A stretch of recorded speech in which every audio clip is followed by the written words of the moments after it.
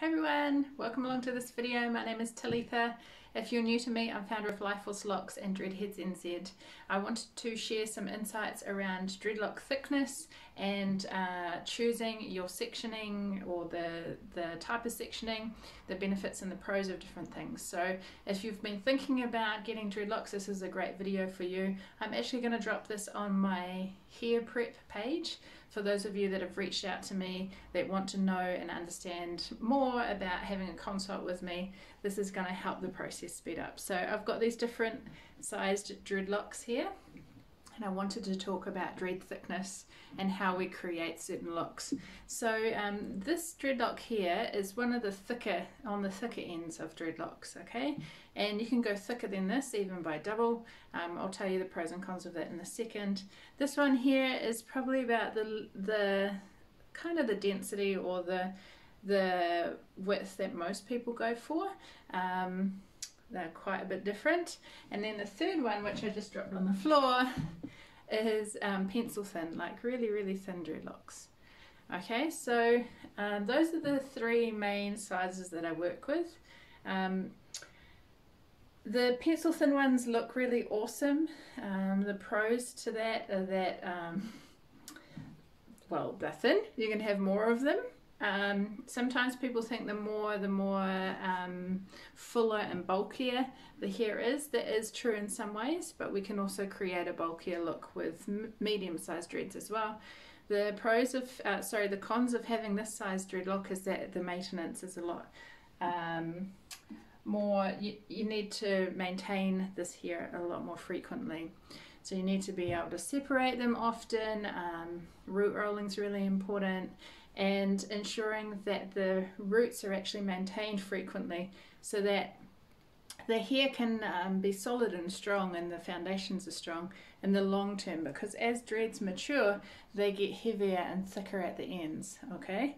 And with that, because your hair sheds and it falls out into the dreadlock, over time the end of the hair will be really quite full and heavy. And so if you're relying on just the small amount of hair at the base, sometimes when you don't maintain that and you have a lot of regrowth, it can cause traction alopecia, it can cause pressure on the scalp, and you're asking a few hairs here to hold on to the weight of the dreadlock. So you've got to consider that when you go into the smaller size dreadlock, okay?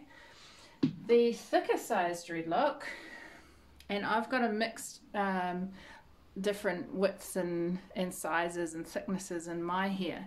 But the thicker size dreadlock is, you don't have to worry so much about not having enough hair at the base, but the consideration here is making sure that it's not too fat, not too thick, that it causes tension and pressure from different areas of the head, but also that you can actually get into the dreadlock and clean at the scalp, because scalp health is really important too. Okay, so sometimes when you've got really big fat dreadlocks, the scalp can be a bit harder to get to, and there's more chance of build-up and sebum and shampoo residue to get stuck in the thicker dreadlocks, and sometimes they're harder to dry out because they're so thick you can't, air can't penetrate the inside of the dread, so sometimes can run the risk of getting mildew and dampness in the dreadlocks. So those are all the things to consider. This thickness is okay, but if you went like really thick dreadlocks, you've got to consider those things as well. And then finally this one here, which is the main kind of thickness which people typically go for, is the medium sized ground. Enough here to be solid at the base, enough here to hold on if more weight gets added to the dreads, not too thin that you're going to need to be concerned about, you know, the weight distribution. And also the size of the base is what I would call comfortable on the head, and I'll show you that with the model in a minute. Right, let's turn you around. So here's Mandy, my model, or Manny, I don't know, I haven't really named her, but today we'll call her Mandy. So hopefully you can see, actually, just I'll just move you across a little bit more. We've got some different sizes going on here in terms of the thickness of the dread and the shape of the sections. So let's start with the top one, which is this one here. We might have to move you across so you can actually see that one a bit better. So this dreadlock here, this little one here, as you can see, the section is actually quite a small section here. Okay, so it is probably about the size of a 10-cent piece in diameter. And something like that size section would be similar to your thin pencil like dreadlock. Okay, and now in order to keep this solid, you'll need to maintain your hair really frequently.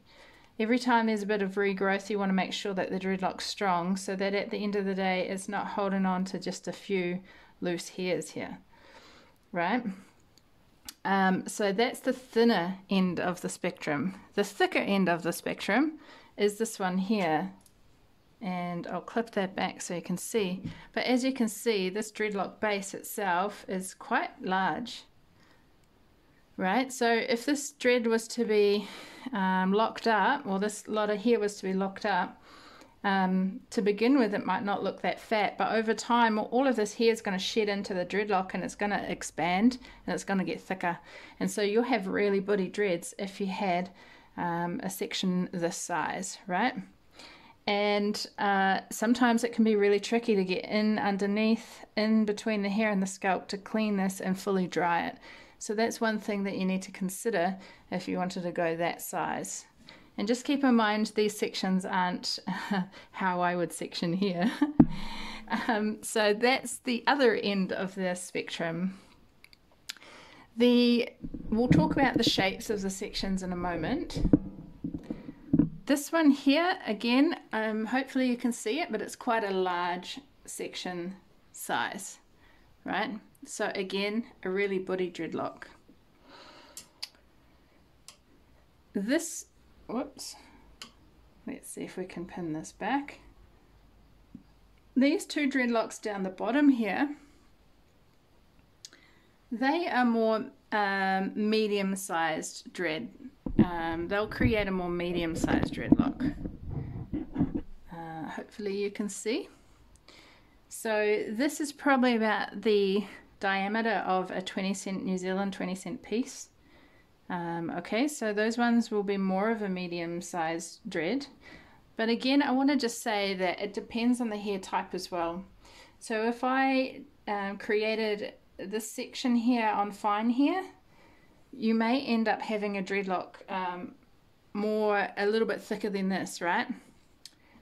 Whereas if I created that size section on thicker, coarse Polynesian Māori styled hair or really thick hair, then you would have more of a medium-sized dreadlock, because it really does depend on the hair thickness and density as well. Okay, so that's part of the stuff that I look at when I'm working with your hair, is to get an understanding of what kind of thickness dreadlock you want and how that would look on your hair with your hair type.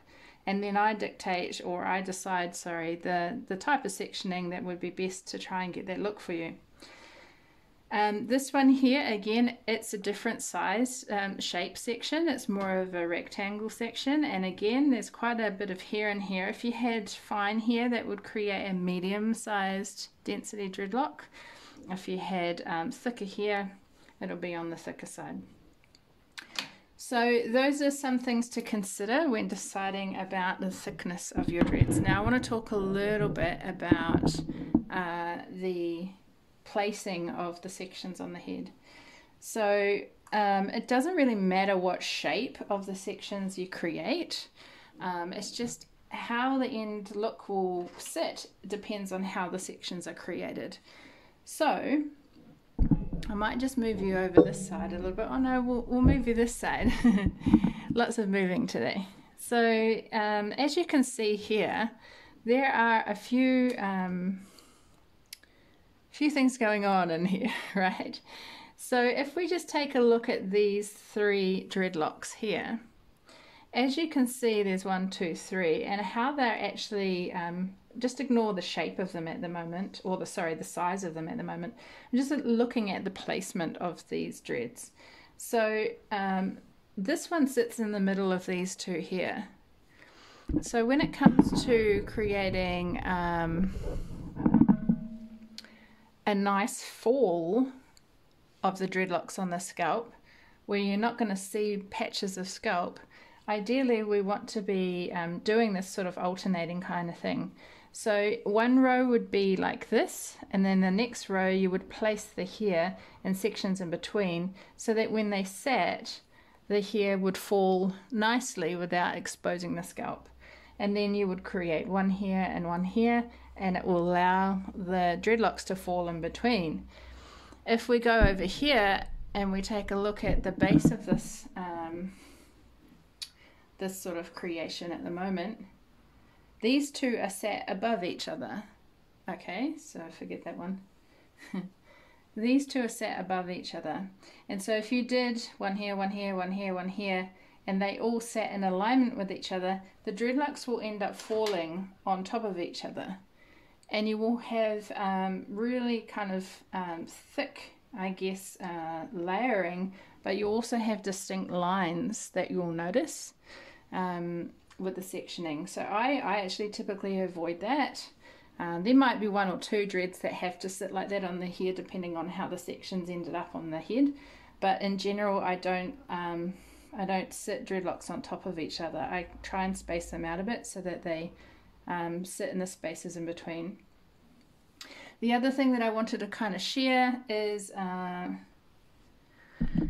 the shape in which the dreads are made. So like I was saying before, it doesn't really matter about the shape, what shape is created, but what matters is how it sits on the head and how comfortable it is. So the typical layout are brick patterns, so squares or rectangles, or triangles is another really common shape that people adopt. Sometimes freeformers just grab hair in sections. The thing that I would say is that you want to pay attention to how long the hair is and the fall of how the hair is on the head. So for example, hair is growing and falling downwards in most cases, right? So having a rectangle section at the bottom here, where the hair is more thinner than the rest of the head, can be quite beneficial, because you're still getting all of the hair wanting to fall and grow in that sort of downward pattern, but you've got enough hair here to sustain the dreadlock, because this area is typically more thin on people's hair. Even on my thick hair, my bottom dreadlocks are a lot thinner at the root. So sometimes having long rectangles can be helpful. If you had them widthways, like this one over here, which is what I created before, if you had long rectangles across the head, typically what you might find is that the wider out, the more that hair actually doesn't really want to naturally grow into this space here, into the spot. That hair would want to fall down under or in the area that it's growing, right? So you're asking this hair to come into this dreadlock. It can be it can be a little bit uncomfortable on the scalp, right? So if you had that really tightly maintained to the root, that actually might not be that beneficial. So that's one thing that you have to pay attention to and consider as well. When I create dreadlocks, that's the kind of thing that I'm looking at. So I usually use the square pattern, or sometimes I use triangles, or a diamond pattern is actually another one that I use, and those are all of the things that I take into consideration when creating your dreadlock bases and your dreadlocks. So hopefully that has been helpful for you to get an understanding, to get a fuller look, or to make sure that the scalp isn't that naked is what I call it, but you know, having obvious spacing in between the dreads. I actually layer the dreadlocks in a way that it sits nicely on the head.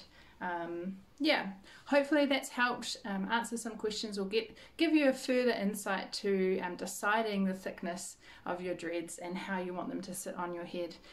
Go ahead and go to lifeforcelocks.com/services if you're interested in getting dreadlocks by me. Let's go through a consultation process via email, and I'll see you over there. Otherwise, thanks for checking out this video, and I'll talk to you soon. Ka kite.